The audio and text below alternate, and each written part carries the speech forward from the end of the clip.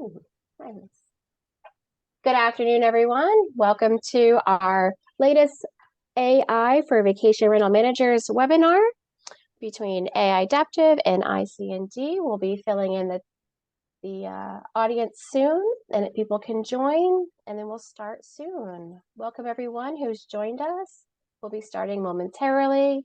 Hope everyone's having a great afternoon from wherever you're zooming in from.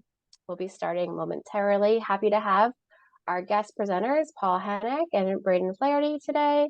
Again, we're just waiting a few minutes for the room to fill with all of our excited attendees, and we will start momentarily. In the meantime, if you do have a question for our presenters today, please put that in the chat and we can ask that throughout the session or afterwards. We will have Q&A after. So again, we're just waiting for the audience to fill in and we will start momentarily.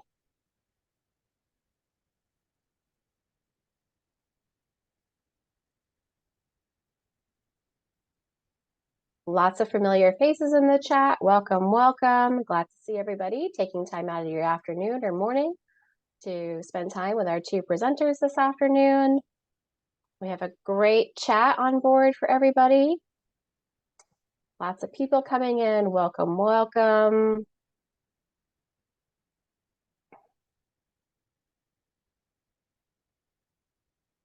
All right, just give it a minute or so. Lots of returning friends to the chat. Nice to see everybody.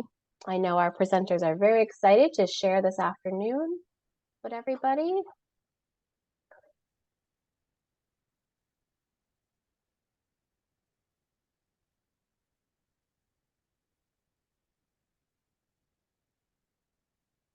Okay.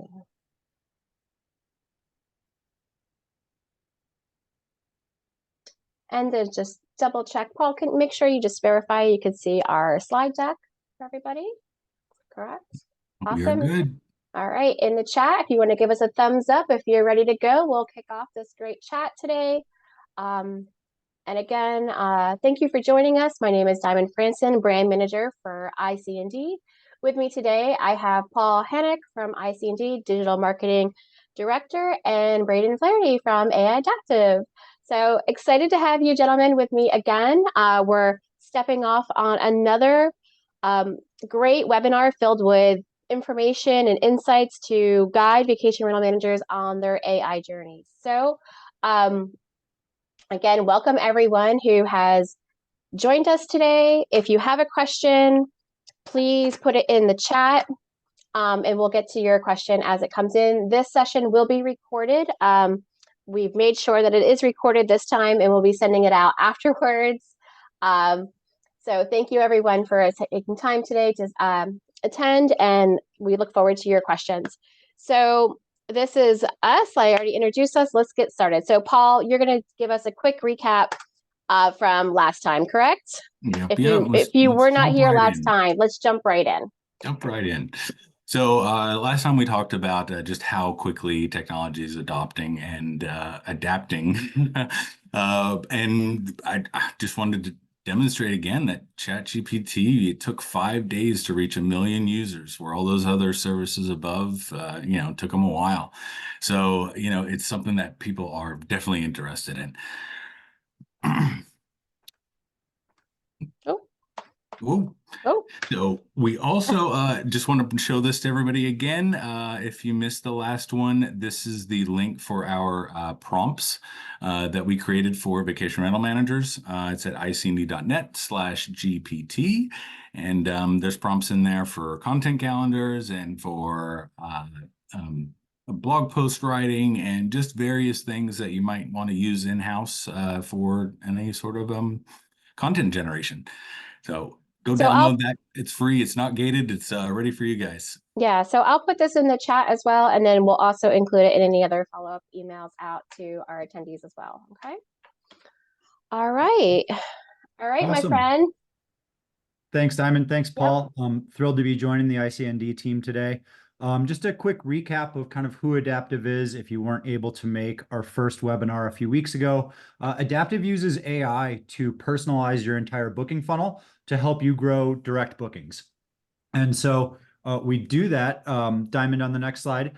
We'll do that so that we can provide personalization throughout your website footprint. And so what we're seeing here is a quick visual summary of how one way we can grow bookings is by exposing each individual user to the property that is best suited for them. So in this example, we've got three different individuals, each who, when they land on a direct booking website, are seeing unique properties for them. And so this is a dynamic piece of code that's placed throughout your site such that every user is going to have an individualized experience. Much better than just showing random properties that they might not be interested in. Exactly right. Exactly right. And that, of course, works on mobile as well. We have an email integration that will allow you to provide personalized content within email so that if you're sending a newsletter out to thousands and thousands of people, we're not going to saturate attention on just those few properties. We want to make sure that we're spreading that around and each person is seeing those properties most applicable to them. What I wanted to share here, and something that we've got a special announcement for our ICND customers at the end of this deck, is a little preview of our new knowledge graph feature and calling attention to some tools we want to make available to the entire industry, even if they're otherwise maybe not ready to roll out AI throughout their business. And in this example, what we have are a list of individual properties, and for each one, you're able to pull a cohort of similar properties. So that's useful for revenue management and building dynamic comp sets. But I think even more exciting is that download audiences button. As managers, we always face that challenge where maybe we've got an upset homeowner or properties that are behind pace. And this gives you a great tactical way just to download an audience from your existing list who's going to find that property most compelling, most likely to book it, so that you can target those folks specifically and always be working on your lowest performing properties without fatiguing your entire audience. Okay, so the meat of this webinar, right, is we want to know, how does all this work, right? This sounds great. People are, tuning in and they're asking questions like, how does this work? Like, how are you using it today? So I know, Braden, you've brought some case studies to the table for some of our mutual clients at ICND and Adaptive Share. So we're going to go into those. So let's get into those for you. Yeah, thank you. So this was really fun. I work with all of our mutual customers on a one-on-one basis. And so every few weeks, we will review what sort of impact personalization is having on their direct booking presence. And specifically, we will generally run an A/B test to show one group of folks how personalization, showing one group personalization, and the other group's getting kind of a standard experience of either random or hand-selected properties throughout the site. And with that, we're able to control for all of your marketing campaigns, changes in pricing, market changes, while still specifically measuring how performance impacts them. And so what we did is we summarized and aggregated all of our ICND customers into a single group, and I did a little analysis on how they performed through November. Now, November, for at least the customers we're working with right now, tends to be very much off season, tends to be pretty slow. It's before that holiday booking push. We see a lot of folks getting much greater booking activity starting in just a couple weeks here, especially as we go across the New Year's. But right now, our customer base shared with ICND are largely resort area, coastal or mountain area, true vacation rentals, as opposed to urban short-term rentals. And so November can be a really, really challenging time of year. And what we found here is that with some personalization, we're able to grow some key metrics. So this is across on the order of 35,000 unique users. So far more sessions than that, many more page views, but this is about 35,000 unique users who visited our customers' websites with ICND over the last month.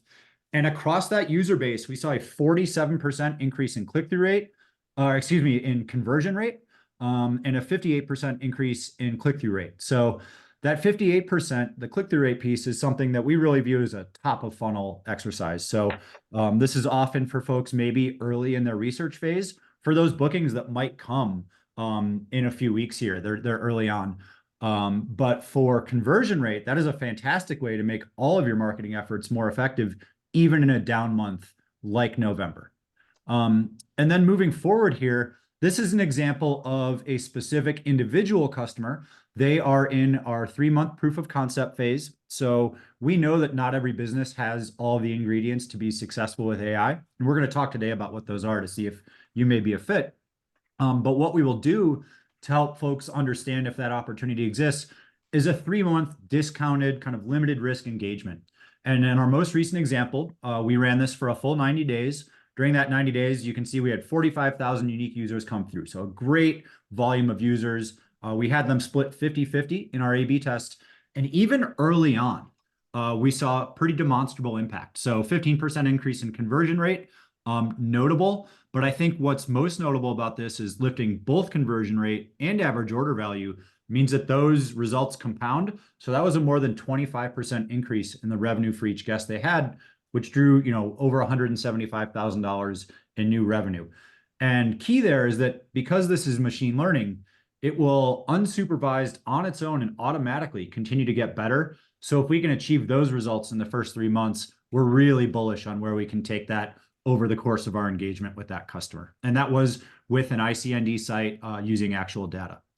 And the reason this is successful, the main reason is as consumers, we are trained to be kind of delivered and handpicked, have products selected for us. Like the purchase experience for all of us has changed over the last decade as growth in Amazon has taken place. And we are accustomed to seeing properties recommended for us, search results being sorted to help make our decisions easier. Right now, in a market where we're seeing maybe RevPAR flattening out in a lot of markets, still increasing supply, occupancy leveling out, even declining in some markets, I think a lot of us want to reach for that revenue management lever and start cutting pricing. And that makes a lot of sense. That's one of the main tools we have to grow occupancy and grow engagement with our customers. But that is not the most common reason why people are not choosing to move forward with a purchase. This is a study from a couple years ago, facilitated by Google. But the fact is, nearly twice as many people abandon a purchase because they're not finding what they need, not because it was priced incorrectly.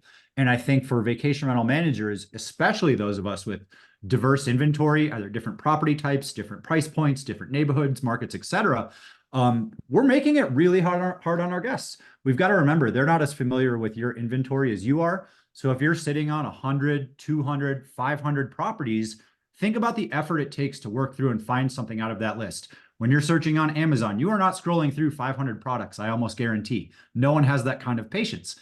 And so through personalization, we're able to deliver the properties that are going to resonate most with that customer much faster than forcing them to do it on their own. And that does a few things. It increases the likelihood to purchase, gets them into more valuable properties in most cases, and reduces the chance they bounce and abandon you and go find that property on Airbnb, which is obviously heavily integrated with personalization. So we had a question come in, gentlemen, and I'm going to ask both of you. The question was, what are the prompts for these images, specifically the image of the castle with the leaves on the beach? And I guess the question was it just simple castle on the beach, which I'm thinking is going to need a lot more prompting than just castle on the beach. So yeah, some inquisitive minds want to know what the prompts are for some of these images that we're sharing here today. Yeah, so quick insight into kind of my creative process. I'm not a designer. I'm certainly not an illustrator, but I am a subscriber to the premium tier of ChatGPT, which gives you access to the DALL-E image generation service. That did take a few prompts. I will go look. Tell you what, why don't I share in the chat after this the exact prompts used? I will say that was not the first attempt. It took a few tries to get something usable and not super distracting. But yeah, took a few tries to get DALL-E to figure out how leaves might be on a beach. But okay, these are great because, yeah, we don't have to pay any image licensing fees, and they tend to fit the subject well. Yeah, definitely. And that does, I think, brings us to a good discussion point here, and that there are a lot of ways you can integrate AI into your business. Personalization is a great one if you're focused on monetary returns. It's a great way to grow your direct booking presence. But productivity, which you see last on this list, is maybe the most common across all industries. I mean, I think that I certainly view tools like ChatGPT as an extension of just how we leverage technology to be more efficient. It's like going from a typewriter to a word processor, except maybe to an exponential degree. But here are all of the places that either today or very soon you're going to be able to apply AI to your business. The 4 items you see in bold on the top left are products and offerings currently available from Aidaptive. We're also looking at some BI monitoring and measurement tools to help use AI to help you understand changes in your business. BI being business intelligence if you're not on a BI platform.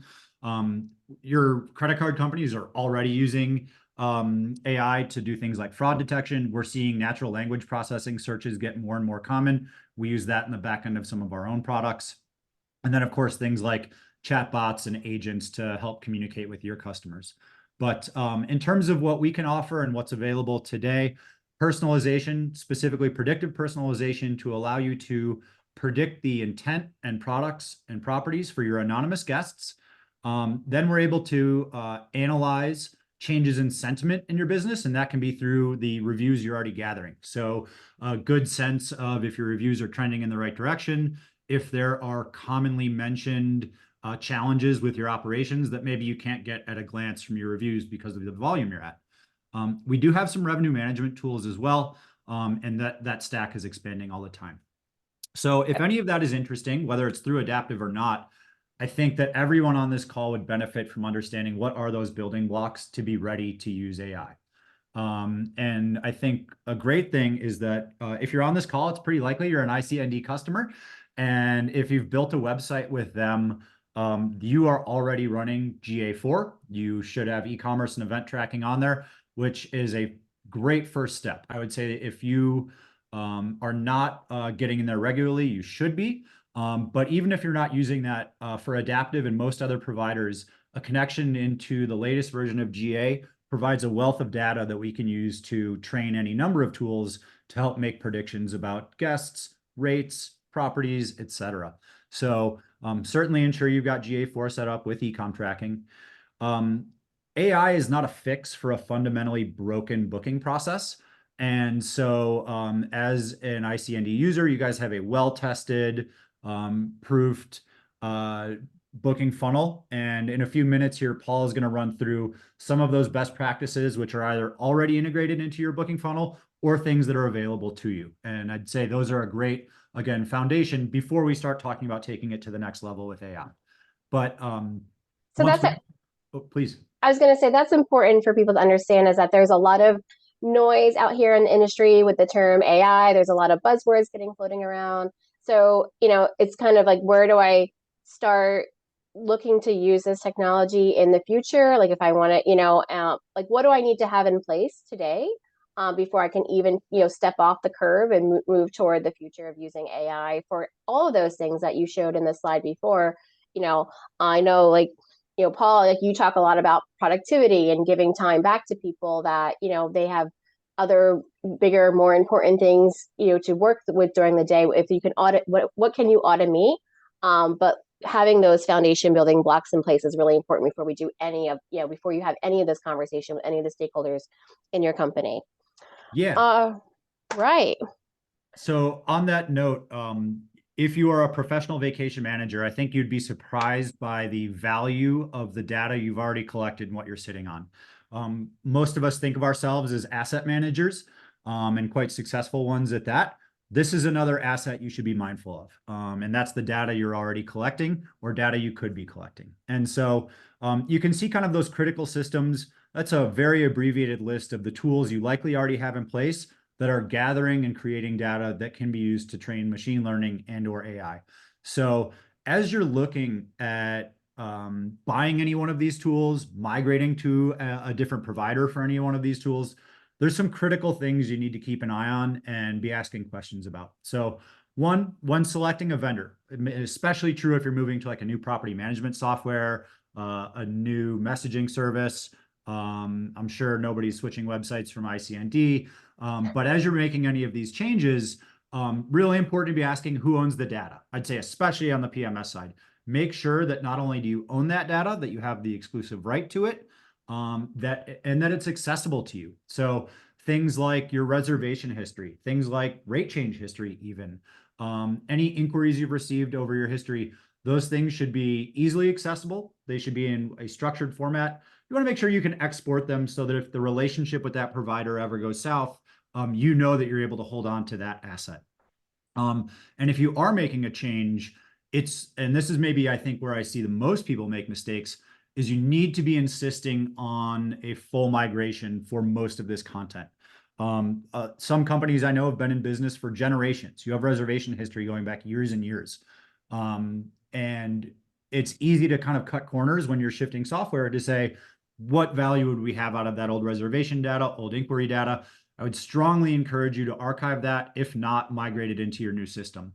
The fact is those booking patterns are part of an important historical trend that machine learning can help use to understand your audience. And so as you do change property management software providers, or really any of these tools, make sure that you are exporting and archiving any information that's been gathered there, and even better, migrate it into that new system so that you now have everything in a single source, in a single system that can be connected to a machine learning engine or AI platform.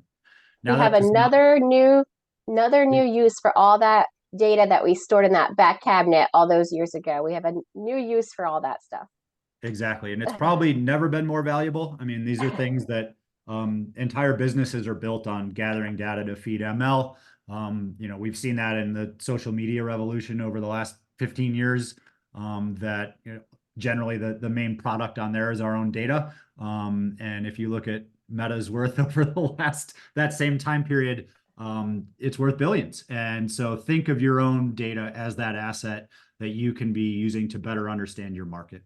Now, that's not to say we shouldn't be respecting our customers' privacy or the compliance requirements there. So this is especially true if you have a significant volume of a European audience. But this is growing in the United States. California has some significant privacy legislation. And so as you are archiving this data or migrating this data, it's also important that you can access it to be respectful of things like the right to be forgotten. Guests will generally have the ability to send you a note saying, hey, I don't want to take part in promotions anymore. My relationship with you is over. Please remove me from your database. You do need to be able to show that you can do that. And so thankfully, the liability with that generally lines up with scale. And so this is a much bigger concern for larger organizations that might be more of a target for things like hacking and or legal action. And so generally, as you grow, certainly identifying an information security officer or somebody who can manage that policy, this person should be responsible for making sure you're staying current with privacy regs, but also make sure that they understand their job is to maintain this asset, that they have an eye towards maintaining your data in a way that can unlock value from it. And so if you're a smaller PM just getting started and the idea of like a dedicated IS or IT person just isn't there for you, the good news is most of the off-the-shelf software is compliant with these things, and you're much less of a target than somebody who might be, a multi-state organization or a very mature property manager with hundreds or thousands of properties. That's where you really do need to take those requirements much more seriously. Yeah, I love that you said, take control of your assets. That's one of the things that we see a lot. That's actually not really looked at a whole lot from vacation rental managers. All the time we're getting requests about my Facebook account. I can't get into it. I'm the owner of the company. I should be able to get into it.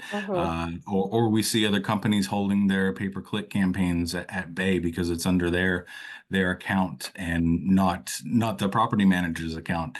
That's one of the things we pride ourselves on with our marketing clients is, it's your asset. You have full control. You're the owner. If you're not the owner, we'll make you the owner. It's just one of those that it's just very vital these days that you do have full control over everything that you have. Because like you said, if the relationship goes south, if you want to do a change, you've got that power to do it. So right. I'm glad you brought that up.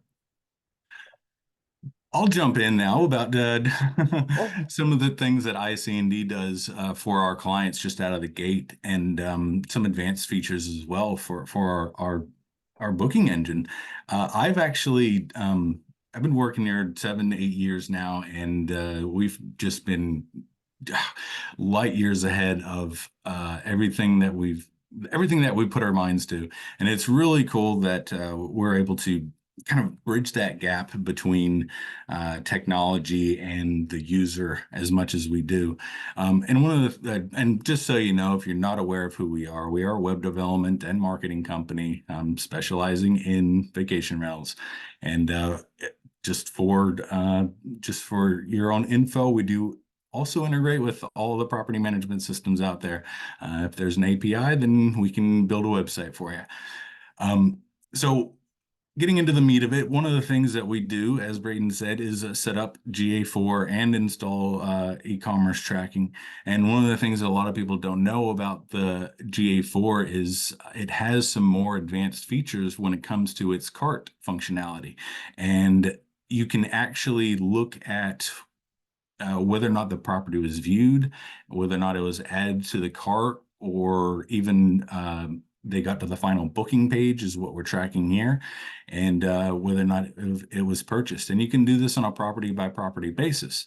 And the reason why this is important is because you can see if you've got a large number of items viewed, a lot of properties viewed, but very little go to that second page of wanting to check out. There's something up with that property, right? They're not interested in that property. That's not AI stuff. That's just common logic, I guess you could say. So you can actually get a lot of information from stuff like this with Google's advanced features. And of course, they do have to be set up and programmed on the website. But this is just really, really good stuff that you guys can use that we come out of the gate with. Really quick on that one, Paul, just to jump in. Common great metric for folks to be tracking. If you're a larger provider on Airbnb, they may be giving you a report now with your look to book ratio. That's one of their key measurements for the quality of a listing. And so be looking at your own look to book ratio. And if you are finding properties that are out of, extraordinarily low, it does speak to an issue with the listing itself. Either the product, what's being offered, or the manner in which you're offering it is a great way to find kind of holes in how you're presenting property data. So, Paul, before you keep going, I just want to let everybody know that's in the audience that if you have a question about setting up your report, or you don't know where to look for the report that Paul was just sharing inside your GA4, please either ask in the chat and we can get back to you afterwards, or we can share Paul's email and you can ask him directly. So if you've never seen that report before, or that lens inside of GA4 that he showed, please reach out and we will get that for you. All right, Paul, go ahead. Yeah, we've heard this one before. Make your website fast. Yeah. The truth is, though, it needs to be fast, especially on your phone. And if you don't have that basic foundation, you're not getting to the conversion rate that you need to. That stat right there, 50% of users will leave the site if it doesn't load within 3 seconds. That was 3 seconds. That pause was 3 seconds. And no one intense, left. right? Thankfully, nobody left this webinar in those 3 seconds. Thank goodness. But that is something, obviously, to keep an eye on that stuff, because and the rules change every day. If we made your website fast to pass a score with Google PageSpeed or with GTmetrix, and we did that 6 months ago, those rules could have changed, and your website is now quote unquote slow, although nothing was done to make it slow.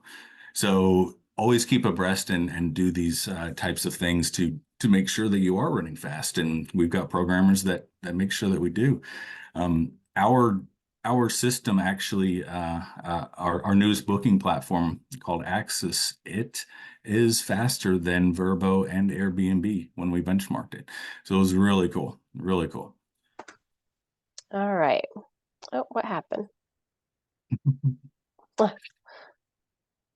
Now, many of you do know, and many of you don't know, but I still think this is a very interesting little tidbit. But mobile traffic is still a very big chunk of your overall traffic. We're saying 60, 70%, something like that. But it's more or less kind of plateaued over the last couple of years as far as the split between mobile and desktop. The thing is, desktop conversion rates are still just as high as it is on or higher than they are on mobile. And people do like going to their computer and looking at the pictures big and making that final decision, entering their credit card information, on their desktop.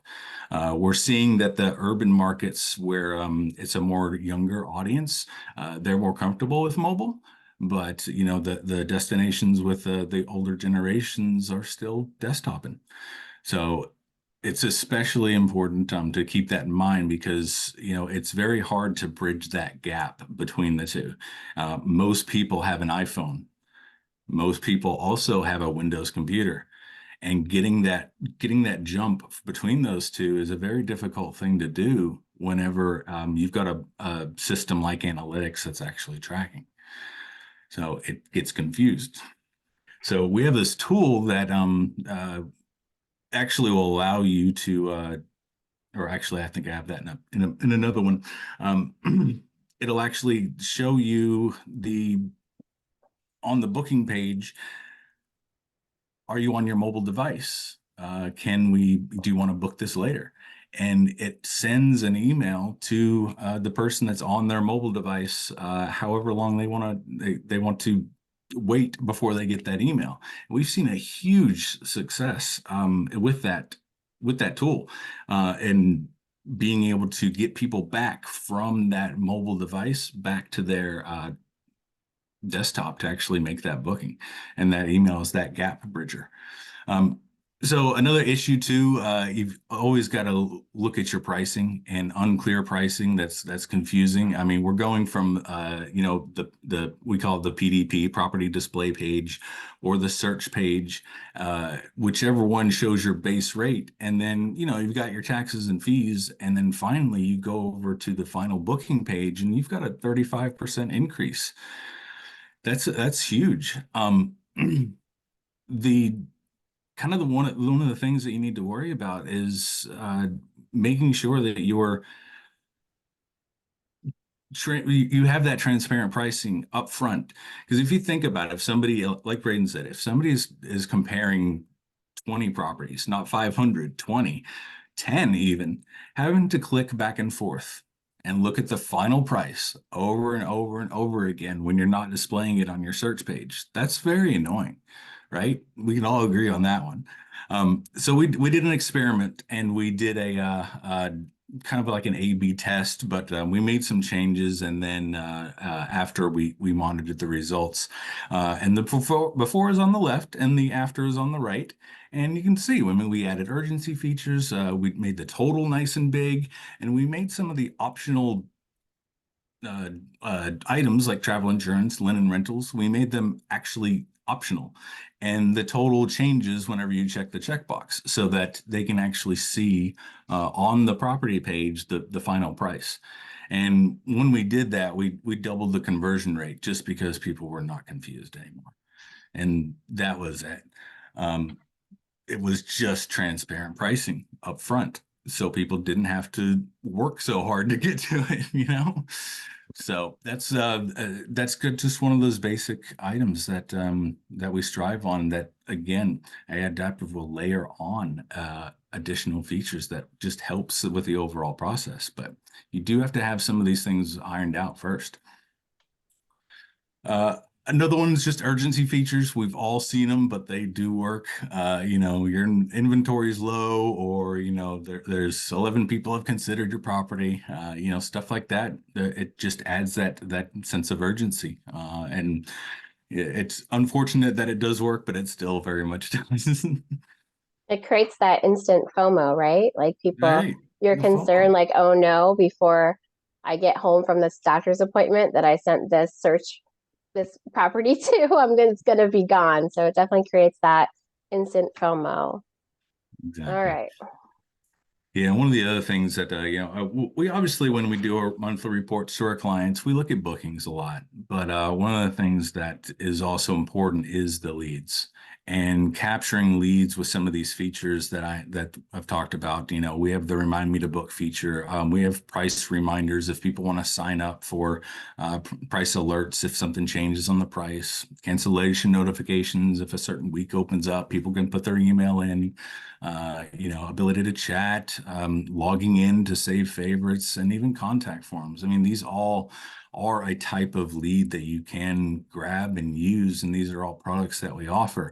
And you know, it's easy to capture this information, but it's much harder to actually use it and progress forward and get them over that funnel, right? Get them into the bottom of that funnel and actually book. So the part that a lot of property managers miss out on is actually nurturing these leads that you do get and doing the follow-ups and whatnot.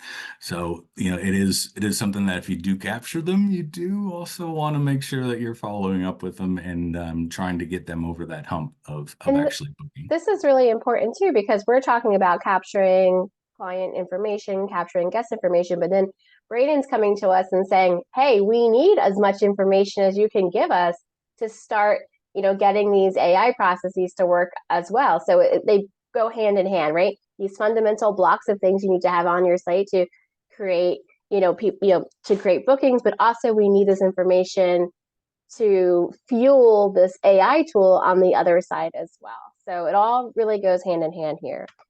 The other thing I would say on that email, it's a great point, Diamond, is also on your contact forms, make sure you've got a note that let people know that it's opting them into your email list. Because as great as our sales teams might be, that customer might not be ready to convert right then. Situations change. And so that's a great opportunity to be targeting them with personalized email down the road. You know, that's a good follow-up. So make sure you're getting folks opted in who are submitting an inquiry. That way you can hit them with the right message at the right time if your sales or reservation staff couldn't convert at that moment. All right, gentlemen, I know we're going to talk about some top questions that you guys receive often enough, but we do have a question here in the chat that's a little bit lengthy, so I'll read it out to you, and then you guys can both decide how you want to tackle this one. So the question is, so AI today can be used primarily for productivity, personalizations, and intelligence. Is this a good way to summarize it? And then part two is, I guess productivity, we all understand the benefits from ChatGPT and others. Can you expand on the steps it takes to deploy these integrated solutions on our direct booking websites? And here's the big question I know we all get all the time. This is a lot of questions here, so I'll repeat it if you need me to, is how long does it take in order to see results? Yeah, why don't I jump in on that? So I think number one is very difficult to summarize what AI means to this industry because AI is a super diverse, frankly, poorly defined area of study. There's as many types of AI as there are any other type of computer software. But I do think like what stands to benefit us as managers in the short term, definitely those productivity tools, and absolutely personalization, especially if you're a more mature organization that has direct booking infrastructure in place. Personalization is something that I think this industry is largely behind on when you compare it to even basic e-commerce stores these days. And there's a lot of lessons to be learned there. Now, of course, there's all sorts of other applications for machine learning, and a lot of that's going to come with scale and time. But in terms of the steps to implement this on your existing website, number one, by working with ICND, you're working with an organization that takes that scalability and modularity, that it is an expandable, customizable platform. So that is a great building block to start with. Rolling out AI can be surprisingly straightforward. Speaking for Aidaptive, we very simply will connect with your property management software, just like you've maybe connected with a channel manager in the past, or even for connecting with ICND to supply website data. That same API connection gives us the training data out of your system we need. We also connect with your Google Analytics. All of that is just point and click. Then to actually deploy that work and make it work for you on your website, it's pretty simple as well. There's a single line of code that we'll share with the ICND support team. That's our tracking script, and that will go on every page of your website. It's invisible to your users, no impact on the experience. That can get done generally same day when we send it over. often, and if not same day, very soon after. And then from there, you're deploying personalization throughout the site, almost as though you're deploying any other content. So it is a tag, it's code, but we package that up for you. We'll share it with the ICND team after working with you to understand where do we want this to deploy. Are we going just homepage to start? Do we want this on our homepage in PDPs? Do we want this throughout the site? Let's get on the same page for where those things should go. And again, it's a relatively straightforward support request to the ICND team. So thankfully, tools these days, at least the mainstream ones offered to most of this audience, have fantastic connectivity, great access to your data, and a great ability to expand. So, generally we're up and running within a couple weeks at most. And then how long does it take to see results? This is something that depends on scale, and it might be the inverse of what you think. So the more data we have and the more volume coming through your site, generally the faster we're going to be able to show results. The machine learning is learning faster. It's got more training data. And so some of our, we, in some cases, can show positive results on things like click-through rate and engagement, and even conversion rate and booking value in as little as a week. I would say for any of the customer base we're serving today, which are typically folks with about 75 properties and up, we would allow it about a month at most for a training period before we start to see consistent results coming out of that machine learning engine. That's going to come down as the technology gets better, compute gets stronger, and more data is available. So, but I would say compared to other investments like, say, SEO, much faster results. SEO is a longer term game. You're building out a longer term asset there. With personalization, it's something that once the machine is trained, you're going to see consistent results relatively fast. I do want to point out, though, that even though it is faster than SEO, it's not going to replace good SEO either, right? Well, they're very complementary. Exactly. Right. They have to work hand in hand with each other. Right. Exactly. So personalization is a great way to increase your conversion rate. So think conversion rate optimization. But so that's the percent of folks you're converting. And I think there is a lot of low-hanging fruit there, but you still have to bring that audience. You still have to acquire that audience. And that's where SEO is so critical. And so those things can work together. The more people we bring in and the greater volume of those people we convert, the more money in your pocket. So Paul, I think the next question is more geared toward you. It's more about the getting or building the price reminder module on your website. Is I get to, I guess, summarize this question is, how long does it take? Do I, again, do I see right, does it work right away? Like, what's the process of getting that price reminder tool onto somebody's website today? Yeah, so the price reminder is basically just it'll look at the current price and of the week that the customer has selected, and maybe they don't want to pay that price, so they can sign up to be alerted via email and see if the price fluctuates, goes down, goes up. And we can set thresholds, obviously, of how often we want to email them based on whether or not the price changes. We have seen good success with that tool as well.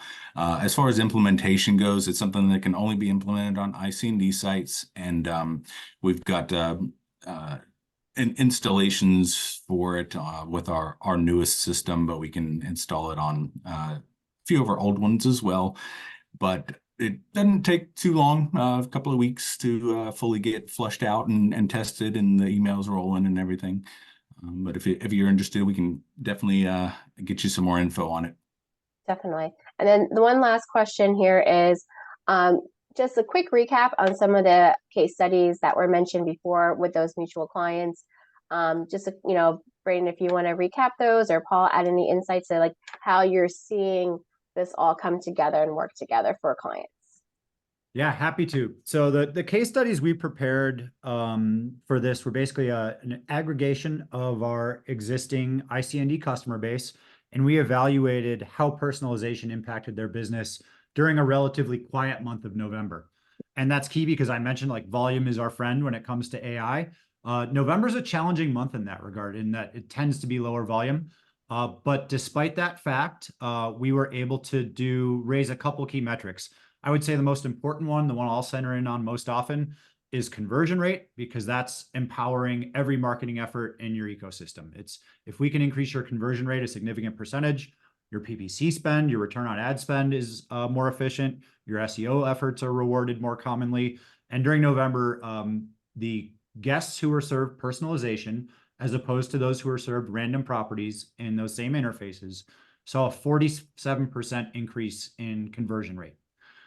The other interesting note there, I thought, was that properties that were recommended on the homepage specifically. So anonymous user, I land on the site, and you present to me a recommended property that's personalized for my needs, accounted for 33% of all booked revenue during the month of November among those sites. And so I think it underscores the value of your homepage real estate and using that in an intelligent way. We see people, featured properties are really common there, and it's a great use of real estate, but it's still under leveraged because you're saturating that attention on a small group of properties that's only applicable to a small portion of your audience. You're probably not updating that as often as you would like. And I think sometimes the main motivation behind that is placating a homeowner as opposed to serving your guest. And I think that those are both valid, but there's a whole lot less owner placation that has to happen if we're serving our guests first and making sure that bookings are happening so that those situations don't arise. It's a more proactive way to use that valuable homepage real estate to make sure that the right properties are in front of the right people. And yeah, again, a third of the revenue came from properties recommended on those homepages. So in spirit of mutual clients, right, we have this great quote from one of our mutual clients, and I know we're all excited to share this with the audience today. Yeah, so I'm lucky, or we're both lucky enough to work with Peter and the team over at Summit Cove. They were an early adopter for us, and I was chatting with Peter the other day on our biweekly call, and he was asking me if we had any other customers in his area yet, and I said not yet. He's still exclusive in that area, and he was relieved. But this was his explanation that the nature of machine learning is the more data and the more time it has to train, the farther ahead he is. So he knows that he's building ground between him and his competition by having brought AI into his business early.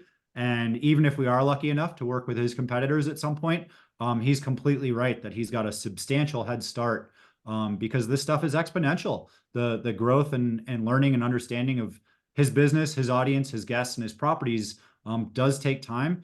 And we've been refining how AI can suit his business. And I hope next time we have one of these webinars, we've got a little more detail that we can share because we're working on something pretty special with him going out in the next couple of weeks here. Very nice, very nice. All right, we do have a few minutes left for Q&A. We already answered a ton of questions, but there was one other question that's coming up into the chat saying, can you expand on how AI can provide business intelligence based on existing data? And then continuing on that last question, just give some examples of business intelligence. So the question is, can you expand on how I can provide business intelligence and some examples of that? Sure. So I think let's start with defining business intelligence in this context. It can mean a lot of things. I use BI tools as a principal in my last company. Hopefully your management teams, or if you are a manager, you're using BI regularly. This is a way for us to take large bodies of data and summarize it in useful ways for decision making.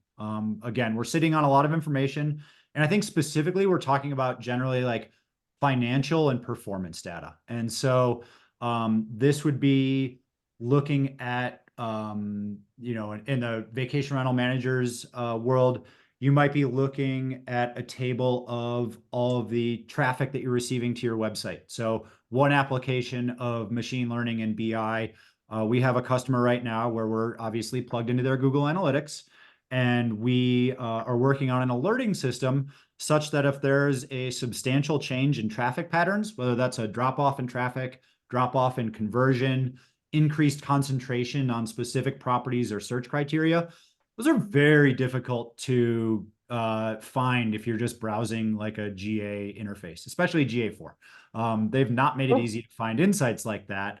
And so what machine learning can do is you can be writing rules and having it analyzing that data 24 hours a day, 365 days a year, and raising a simple alert when something like that happens. that can lead into things like pricing strategy. So if you are seeing an increase in demand in a particular subset of your inventory, you might have a better leading indicator than you're going to get from a third-party market tool, especially if you're the leader in your market. So being able to respond to surges in demand and adjust your pricing or adjust your restrictions.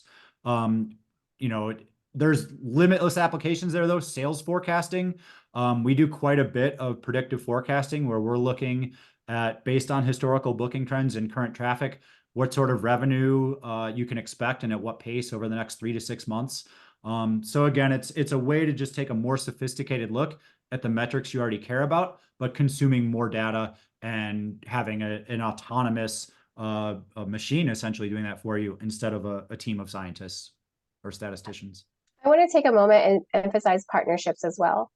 You know, Braden, you were talking a lot about finding information in GA4.